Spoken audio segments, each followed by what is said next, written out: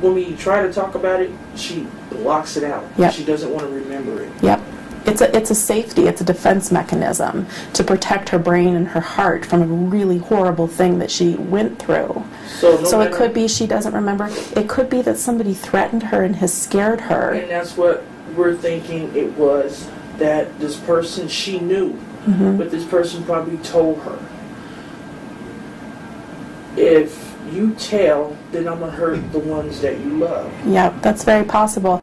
We wanted them to see this wasn't just a little small tear or abrasion. This was serious, blunt force, penetrating trauma that left a lot of damage on their little girl. And that's why follow-up is important for her, because it's important that on some level she understands that even though she had to have surgery because of these injuries, her body is beautiful and perfect and going to be just fine. It's several weeks later now. The little girl has not disclosed to us yet what happened to her, but she did have a forensic interview at the local child advocacy center. She has subsequently started telling Mom that Daddy hurt her, but not necessarily saying how. And the nice thing about follow-up visits with this patient population is that with each visit you're gaining their trust and you're building a bond with them. That maybe, it's probably not likely, but maybe the next visit will be the one that she feels safe enough and comfortable enough with you to tell her a little bit of what happened to her. I think it's really apparent when we're training nurses that when they come out of the class and they start practicing on real life patients, that their focus seems to be very heavily weighted on what evidence am I collecting? Am I collecting the evidence properly? Am I packaging it properly? Making them step back away from the evidence and look at the global picture of the patient. You can have a patient who has a flat affect, who's literally shaking and curled up in a ball. You can have somebody who's very angry and you know, verbally almost assaulting you because they're angry about the situation you're in. It takes some work to rapport build with these patients when you see sometimes how traumatized they are. It's very rare for a case to end in a successful prosecution, so that can't be your goal.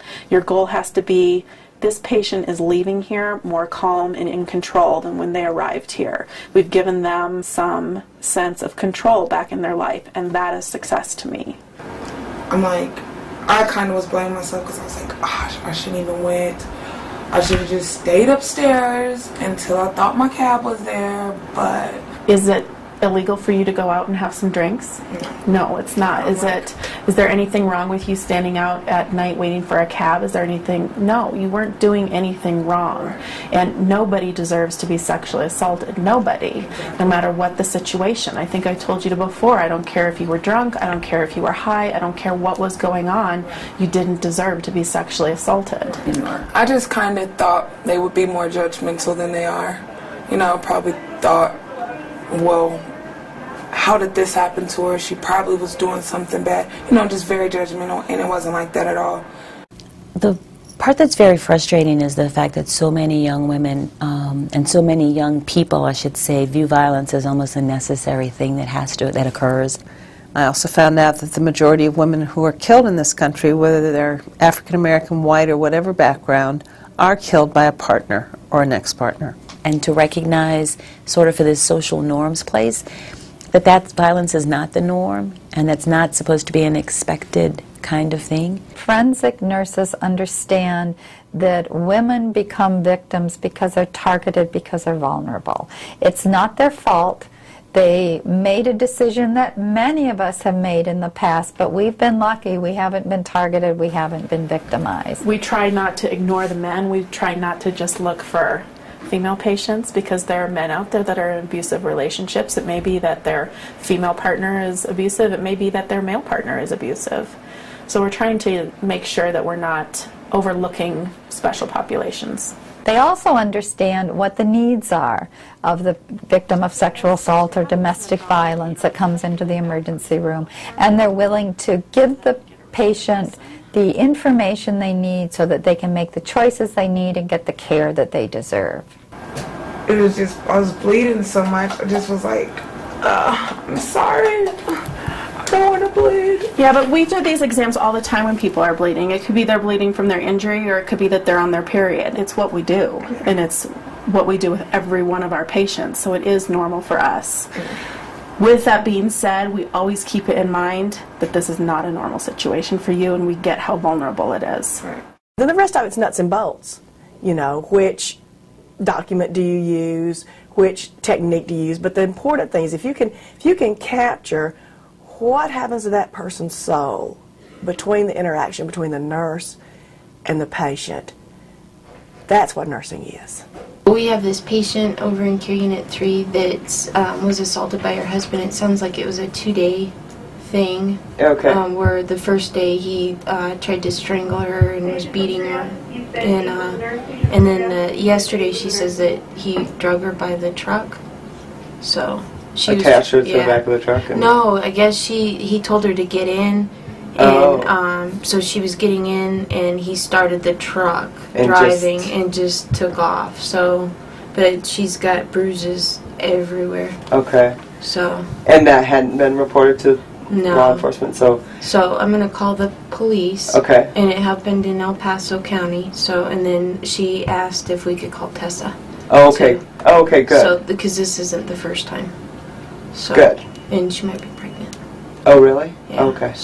So we're going to go see this patient. She is in Care Unit 3, Bed 10, and we will go through our whole chart here that we have put together for IPV patients. Have her sign a consent. Hopefully she'll let us do photo documentation of her injuries, and we'll have her sign a consent for that. We'll do the body diagram, mapping out all of her injuries, measure all those, and record all those on there. Probably going to do a strangulation assessment. It sounds like there's something I didn't hear quite everything that was going on, but it sounds like she has bruises on her neck and she was drugged by a truck. And going through the strangulation assessment, we'll just kind of go through all these steps, ask her all these questions, how she was strangled, 1 hand, 2 hands, if he used anything, if he did it multiple times, if she can kind of give us an estimate on about how long she thought it was, if she lost consciousness, all those types of things, how much pressure he used, and then we'll go through and look for any obvious injuries on her neck, or around her neck, and we'll also do looking in her eyes and her ears and stuff for petechiae or any injuries there, talking about all that. Okay?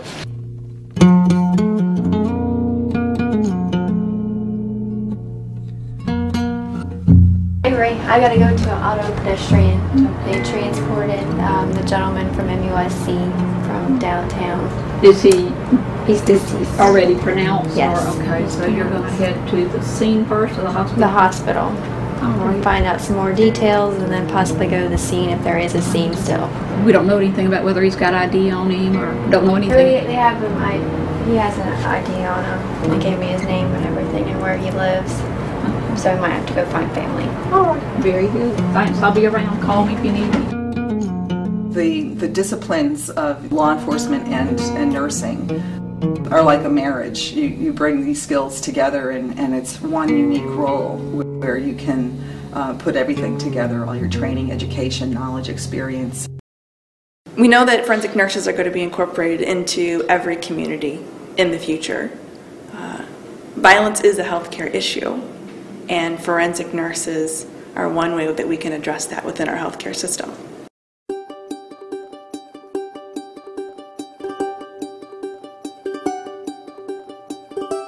I took what Florence Nightingale thought about and applied it to our situation. We're never technicians. We do each and every act with intention, a healing intention. That's what nursing is.